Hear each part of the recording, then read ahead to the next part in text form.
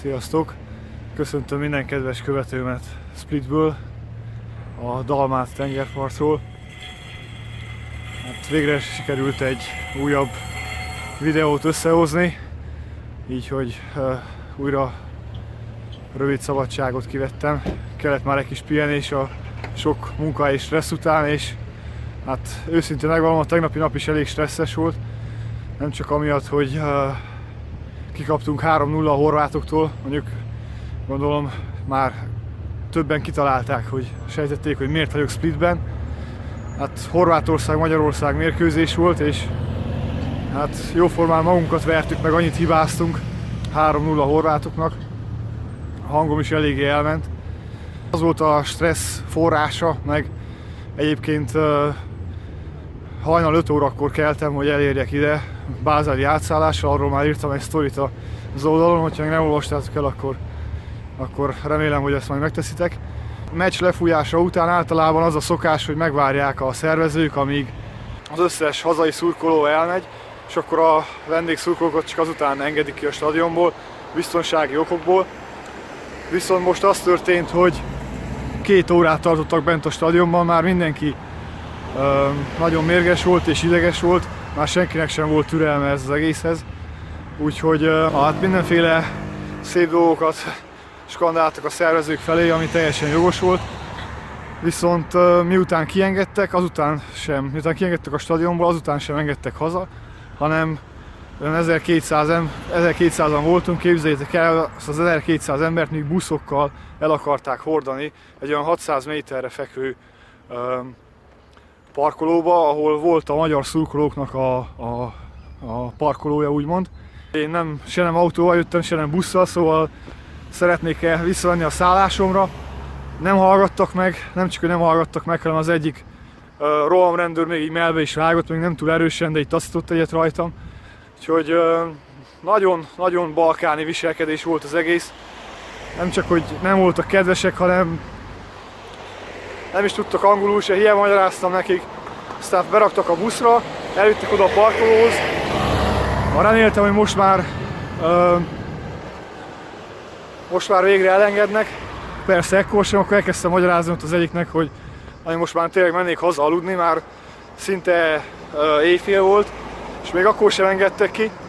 És akkor mondta, hogy várjak még 5 percet, vártam 5 percet, akkor se történt semmi változás. És akkor oda ment egy fiatalabb rohamrendőrhöz, aki végre valamire tudott angolul, és mondtam, hogy én a központban lakok, nincs mit várjak itt ebbe a... Nem akarok mondani egy szép szót, hogy milyen parkolóba. Úgyhogy az végre elengedett. De ez... Jó, hogy a biztonságunkra vigyáztak meg minden, de ez annyira logikátlan volt, tehát hogyha azért várakoztattak minket 2 órán keresztül, hogy a horvát szurkolók hazamenjenek, és akkor mi nyugodtabban kivessünk a stadionból. Ez hülyeség, mert miután engem elengedtek, rengeteg éneklő horvát szurkolóval találkoztam. Persze fele részeg volt, meg minden, de nem is kötöttek belém, tehát semmi bajuk nem volt. Főleg úgy, hogy rajtam nem volt semmi magyar színű, mert hát magyar mez volt rajtam a meccs alatt. Viszont felvettem egy jacket. Közben figyelek, hogy nehogy elüssenek az átjáron. Felvettem egy jacket, és tele volt az egész város éneklő szurkolókkal. Tehát ilyen hülyeséget most hiába találnak ki, hogy na várjunk 2 órát, várjunk 3 órát, várhattunk volna reggelig, míg mindenki hazamegy és elalszik, vagy komolyan nem értem, hogy ezt hogy gondolták, eléggé túlszervezték a dolgokat. Na hát végül 1 óra körül értem haza, úgyhogy azért is tűnök a szokásosnál is fáradtabbnak. Az utazás azért nem szokta kímélni a táskákat a szemem alatt, de hát ilyen az, hogyha valaki utazik. Hát hajnal 5-kor keltem, és azt hiszem fél 7-kor indult Kolozsvárról Bázelbe a járat. Be kellett várjak 6 órát, és onnan indult tovább a következő gép Bázelből Splitbe. Így jutottam el ide. Hát ez, hogyha érdekel valakit költségekben, eléggé jó kis turistás volt. És a Kolozsvár-Bázel járat az 39 lejbe került, az ilyen 8 euró. És a Bázel-Split, hát az 60 euró volt, de hát az is eléggé tűrhető. Hát közben igyekeztem leérni valami strandra. Ez itt látszik mögöttem. Nincsenek is olyan sokan. Na hát itt szétnézek, és aztán az a terv, hogy a városközpontot is bejárom. Elég szép a Split óvárosa. Diocletianus palotája, igen, most kicsit elgondolkoztam, hogy konkrétan hogy is hívják. A legnagyobb látványosság, ugyanis az UNESCO világörökségnek a része. Hát azt is majd megmutatom nektek hamarosan.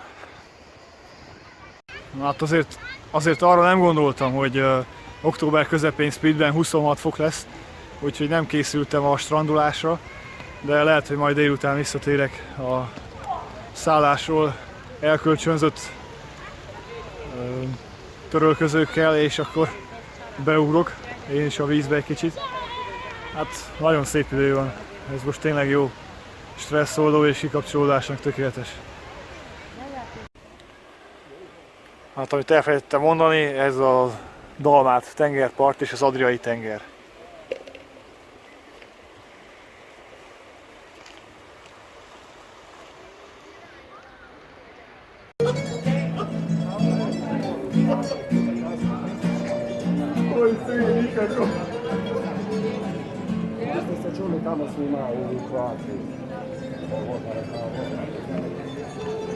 Hát ez itt már a belváros. Lassan haladunk a Diocletianus palotája felé. Még mindig be vagyok rekedve. Ezt Repszilsz már vettem, lehet a tegnapi ordibálásra meccsen nem tett túl jót a torkomnak. Hát itt most már a tömegből látva is észrevehetjük, hogy megérkeztünk Diocletianus palotájába. Annyian vannak.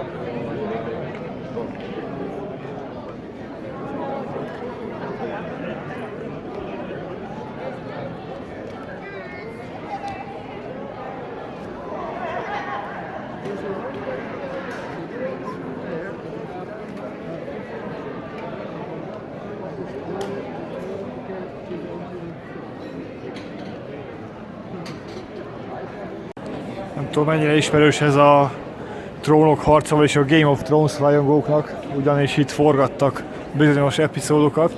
Nem tudom, hogy melyiket, ugyanis én nem vagyok rajongó. Nem szeretem ne haragudjon meg senki, nem szeretem az ilyen fake történelmi science fiction sorozatokat. De hát ízléskés pofolok, mindenkinek azt tetszik, amit szeretne. Csak így információként lehet, hogyha majd bent leszünk, akkor valaki felismeri majd azt a bizonyos részt, ahol forgatták azokat a jeleneteket.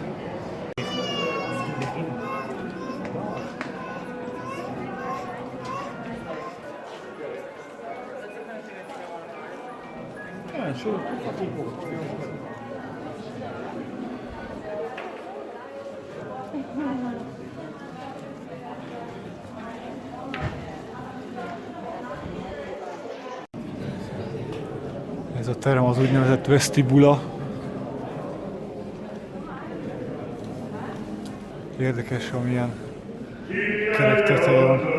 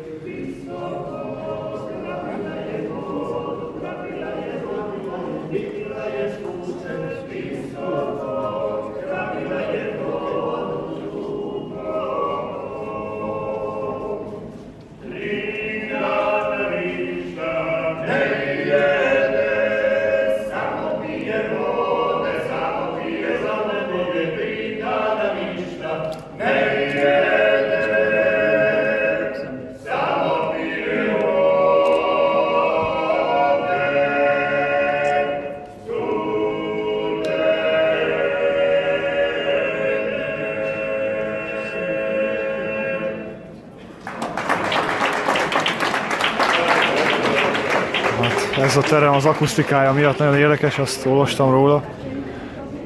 És egy ilyen dal 15 euróba kerül. Most nem tudom, hogy a nagy tömegből ki fogja majd ezt kifizetni. De már láttam, hogy pár csoport így kifizette, aztán furcsán néztek a többiekre, hogy ők nem adnak bele semmit. Hát na, most ez ilyen, ez így működik.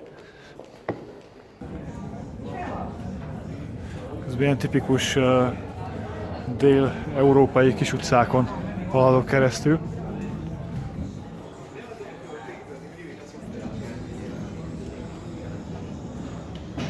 Olyan, mint egy labirintus itt a palotán belül. És ami érdekes az, hogy rengetegen laknak is itt. Most látjuk, a néni éppen teregeti ki a ruhákat. És rengeteg kiadó lakás is van itt.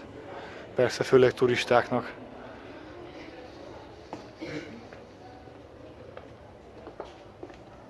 Itt sosem lehet tudni, hogy hova lyukad ki az ember. Az előbb így botlottam bele abba a bizonyos Vestibula nevű terembe, ahol énekeltek a bácsik.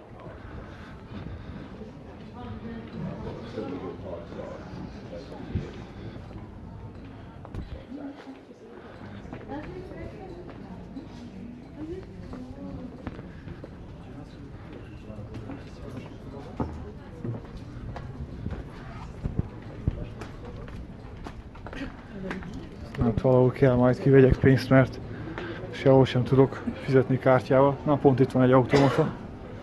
Be akartam menni a katedrálisba, és mondták, hogy nem lehet kártyával fizetni. Hát ez nem volt sikeres tranzakció, ugyanis 5 euró komissziót akart levenni. Mondtam, na jó, abból még pár sört megíhatok, úgyhogy inkább azt hagyhatjuk, inkább hagyjuk ki. Habár az én esetemben most ezzel a rekettorokkal lehet, nem a sörre kéne fókuszálni, de ebben a jó időben is olyan szabadságon vagyok. Megpróbáltam itt is. Lehet ki, inkább egy bankot kellene keresnem. Az biztosabb lesz, mint ezek a turistás automaták, ilyen kifosztógépek. Hát ez az úgynevezett Iron Gate, aminek a tornya a 11. században épült. Az egyik bejárata a Diocletianus palotának.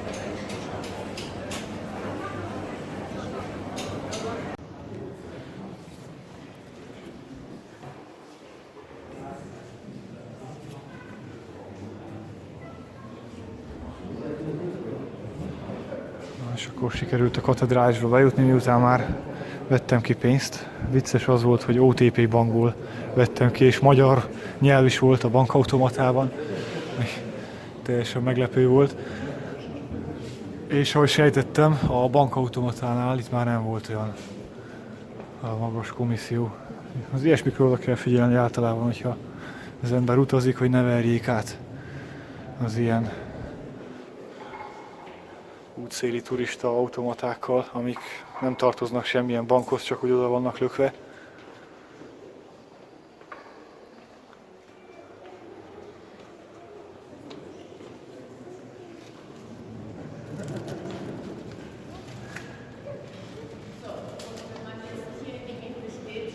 És persze természetes, hogy pont egy német turista csoportba kellett belebotlódnom.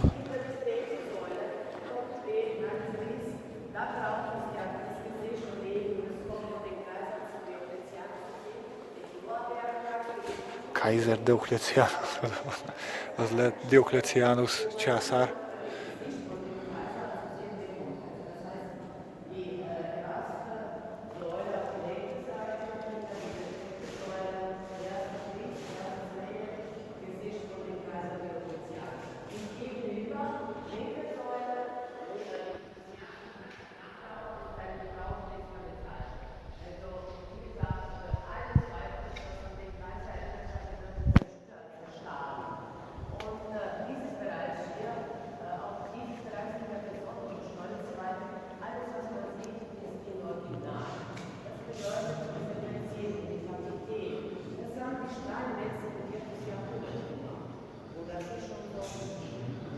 Most nem akarok közlekedni, nem dieses Bereich, hanem dieser Bereich, ugyanis a Bereich, vagyis a részleg az der Maskulinum férfi nemű. Na jó, ennyi pihent okoskodást megengedhetek most magamnak.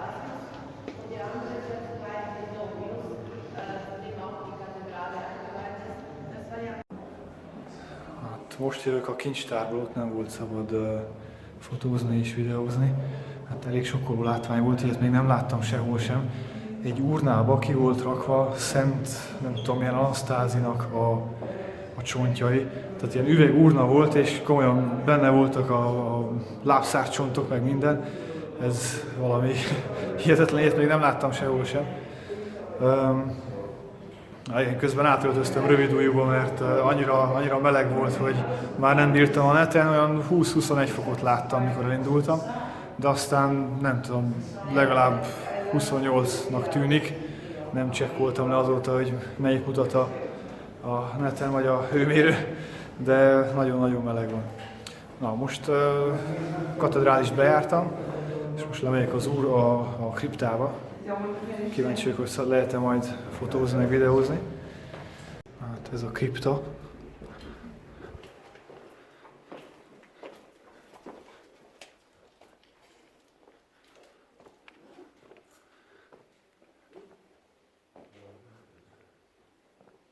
Nem tűnik túl szenzációsan látványosnak. Diokleciánus császár sírját megrongálták. Ha jól tudom, akkor az már nincs meg, az a kripta. Legalábbis úgy olvastam. Hát ez nagyon unalmas. És ezért a belépő volt 10 kuna, 1 euró 35 cent. Hát igen, kb. Ennyit is ér az egész, vagy még egy favatkát sem. Leszámítva ezt az oltárt, jóformán semmi nincs az egész helyen. Ez ilyen pénzdobálós kút. Lehet kívánni valamit. Ez eredetileg Rómából indult, azt hiszem, a Trevi, Fontana di Trevi, a Trevi kútba lehetett dobálni pénzt, és akkor az valóra váltotta az ember kívánságait. Azóta már minden kútba dobálnak, minden egyes turista helyen, és annyira unalmas, hogy hihetetlen. De hát aztán gondolom év végén, mikor épp bezárnak karácsonykor vagy új évkor, akkor gondolom, mikor bezárnak, akkor kiszedik a pénzt a helyi hatóságok, vagy ilyesmi. Igazából a Diokleciánus palotája hatalmas területű, és azon belül helyezkedik el minden. A katedrális, a Jupiter templom, ahol hamarosan elmegyek, szinte minden látványosság. Tehát nagyjából ez az óváros, az egész palota. A Jupiter templomáról az az érdekesség, hogy ez igazából egy ókori római templom volt, ahogy látjuk itt a kiírás is nagyon érdekes, ugye Keresztelő Szent János temploma, és mellette zárójelben pedig Jupiter temploma, ami pontosan azért van, mert a Jupiter a főisten volt a római mitológiában, ugye a görög mitológiában Zeus a főisten, a rómaiban pedig Jupiter, és ezt az ókori római templomot változtatták át keresztény templommá, miután ugye a kereszténység átvette itt az uralmat, úgymond idézőjelben. Hát nézzük meg bentről is, hogy néz ki. Hát ennél kicsit többre számítottam.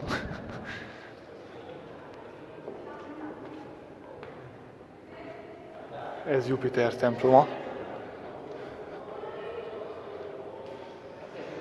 Ennyi az egész.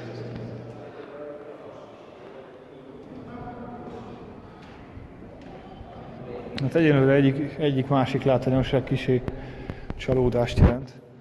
Hát innen a hosszú karjaimmal ki is halászhatnék még valami pénzt. Jó, csak viccelek. Itt megláttam egy koreai vont, ott az az 1000-es, az egy koreai pénz. Kíváncsi vagyok, ki az, aki azt fel tudja használni.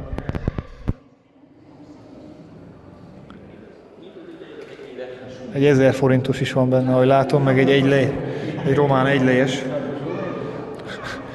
Be kéne dobjak én is, hogy 10 van itt, hát hogyha teljesül a kívánság. Az pedig egy 5 maláj ringit. Érdekes. Mindenféle turista bedobigálja a pénzt, amit éppen talál. Majd amit éppen magával hoz.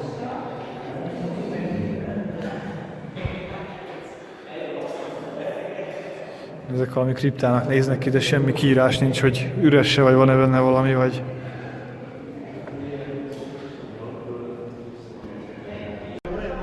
Hát, ez itt nem hangzik annyira jó, hogy saját felelősségre mászok fel a harangtoronyba, de azért megpróbáljuk. Utálom az ilyen keskeny lépcsőket, ez egy klausztrofóbiásnak van kitalálva, az biztos.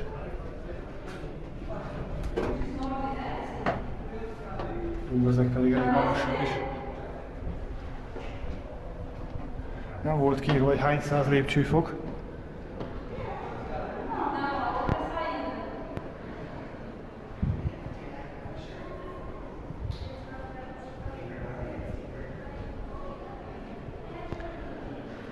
De a kilátás miatt biztos megéri majd.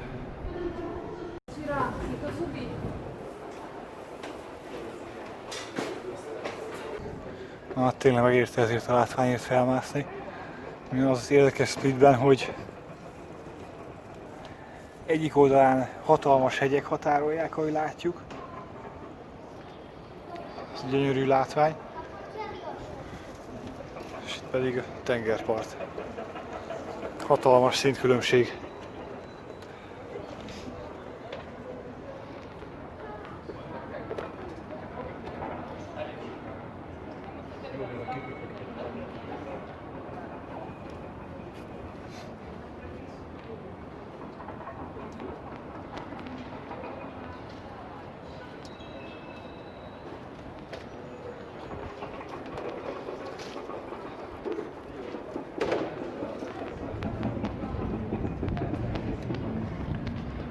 Az Adriai tenger.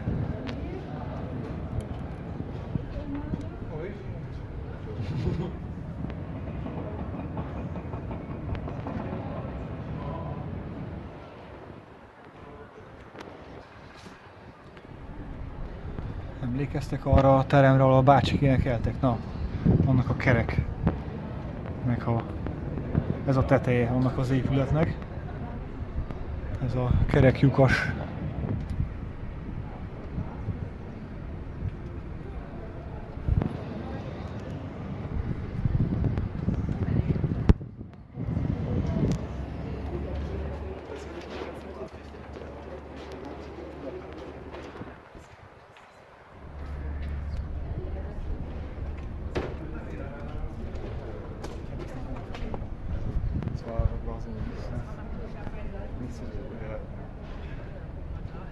Es war jedenfalls in der Zeit von Napoleon.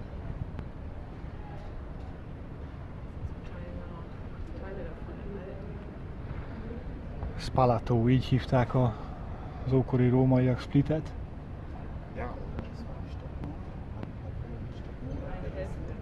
Damit, genau, weil hat er und seine Flüchtlinge. Most kint vagyok a kikötőben.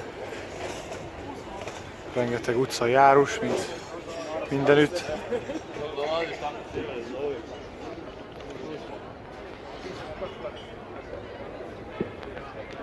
A szép város Split, megérte ide eljönni.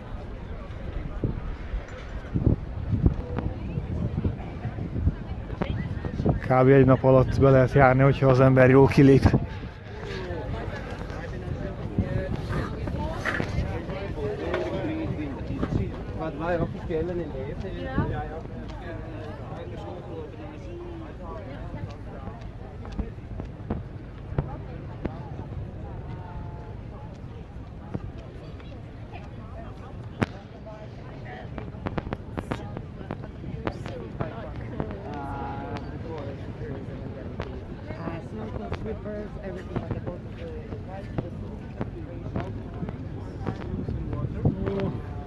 minutes long. Get on his mama.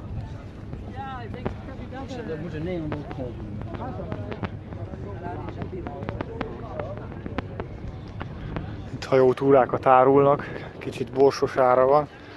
Másfél óra 48 euró. 3 sziget is benne van, azt mondják. Azt írják. Plusz ingyen, egy ingyen víz és egy ingyen narancslé. Hú, most amiatt komolyan. Akkor már szerintem ők kérhetnének 60 eurót is, ez túl olcsó. Benne van a víz meg az narancslé, szerintem hát olcsó. Hamarosan elérünk egy híres térre, amit Gyümölcs térnek neveznek, ugyanis régen a középkorban oda jártak az asszonyok árulni a gyümölcsöket. És van még egy OTP van, úgy látszik, hogy Csányi nagyon terjeszkedik. Hát ez a gyümölcsös tér, aminek a legnagyobb látványossága ez a 8 szögletes velencei torony.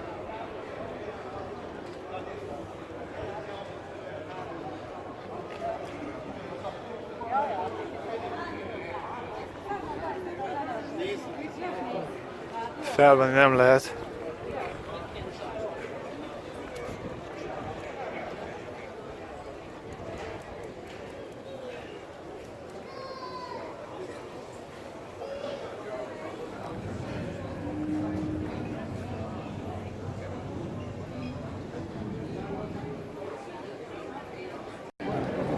Ez szintén egy látványosság Splitben.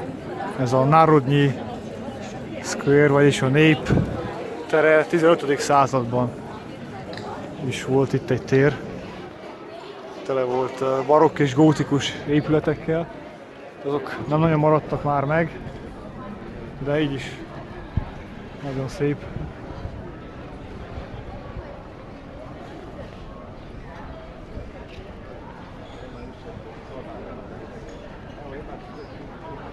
Rengeteg a turista, a legtöbb persze kínai szokás szerint, de rengeteg a német is. Szinte mindenütt hallok német szót.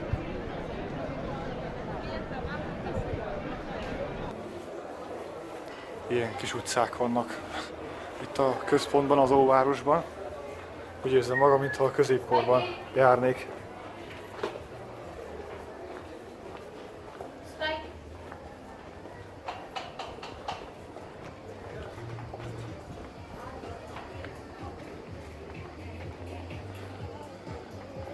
Hajduk Split ultrákban remélem nem fog belebotlani, elég volt belőlük tegnap.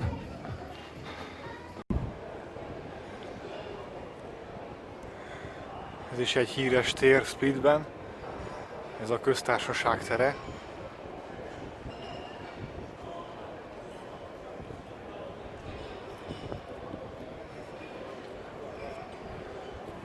Persze a kínai turista csoport az kötelező.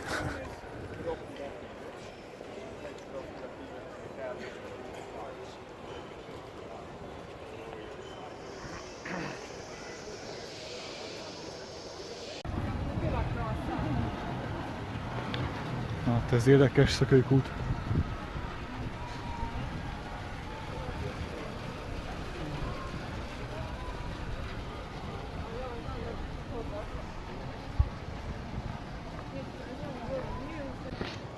Hát ezzel gondolkoztam, hogy menjek el ebbe a múzeumba.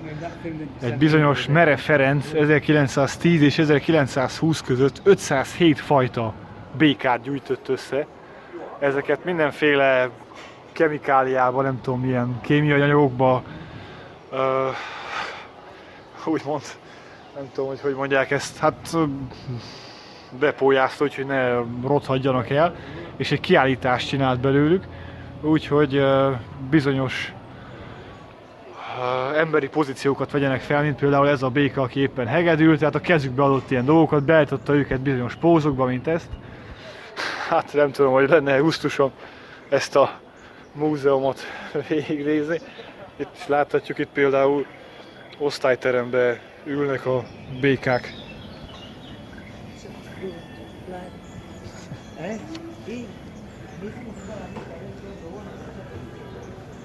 És ez több mint 100 éves.